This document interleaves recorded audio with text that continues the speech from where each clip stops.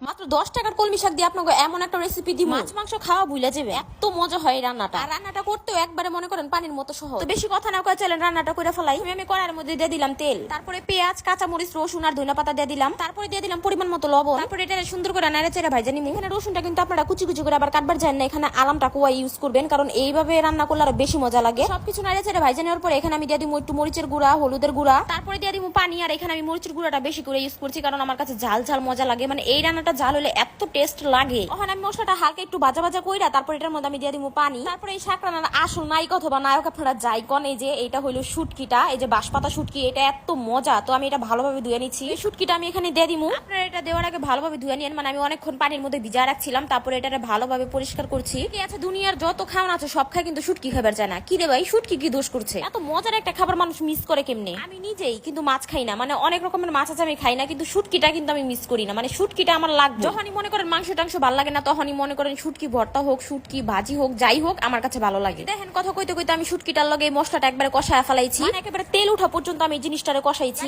মশলাটা শুটকিটা একেবারে ভালোভাবে মিশা যায়, বুঝছেন? আর ওখানে দেখেন রান্নাটা সুন্দর লাগতেছে না, একবারে পুরো চকচক করতেছে, মানে ভালোই লাগতেছে দেখতে, আর খাইতেও কিন্তু অনেক মজা। দেখবেন মশলাতে তেল উঠছে, তখন এই যে শাক দিয়ে দিবেন। আমি শাকগুলা কিন্তু ভালোভাবে পরিষ্কার করে কাইটা লইছি। শাকগুলো একেবারে কুচি কুচি করার দরকার নাই, আর আমি শুধু 2 ভাগ করে লইছি শাকটা, মানে এই শাকটা আলাম থাকলে মজা লাগে বেশি। এর মধ্যে মশলাটা বেশি থাকবো, শাকের পরিমাণটা কম থাকবো, তো ওইভাবে আপনারা দিবেন। তো আমি ঢাইকা ঢাইকা রান্না করে নিতেছি, মানে যতক্ষণ না শাকটা সিদ্ধ হয়। আর রসুনটা কিন্তু আপনারা চেক করে নেবেন যে রসুনটা সিদ্ধ হয়েছে নাকি। আর শাকটা যেহেতু ঢাইকা দিলে পানি উঠে, তো ওইভাবে আপনারা রান্না করবেন জানি এটার মধ্যে কোনো পানি থাকে না। জিনিসটা হালকা একটু ভাজা ভাজা হইব, আবার ভাজা ভাজা করবার গিয়ে পুড়ে ফেলেন না, তাহলে কিন্তু এটা টেস্টটাই নষ্ট হয়ে যাবে। দেখেন ফাইনালি আমাদের শাক রান্না করা রেডি। আর এটা হইলো শুটকি দিয়ে রান্না করলে এত গ্রান আসে, পুরো বাড়ির মধ্যে মনে করেন গ্রান একবারে মোমো করে। আর এই যে দেখেন কি সুন্দর কালারটা হইছে, আর রান্নার কালার দেখলে কিন্তু বোঝা যায় যে রান্নাটা কেমন হইছে। রসুন গুলো দেখেন, এখানে কিন্তু রসুন গুলো আলামি রয়েছে, মানে রসুনের কোয়াগুলো কিন্তু আমি ভাঙি নাই। আর এই তরকারিটা থেকে এত সুন্দর একটা গ্রান আইতা ছিল, তো আমি ভাবলাম যে একবারে পড়ার মধ্যে বুয়া পড়ি খাইবার লিগা। তো আমি এখানে গরম গরম বাতলা লইছি খাইবার লিগা, আমি বাকি সব কাজ পর আগে খেয়াল হই। এত সুন্দর একটা গ্রান আইতা ছিল, আর এই রান্নাটাই হইছে এমন ভাবে জানি ওয়েট করা তো দূরের কথা,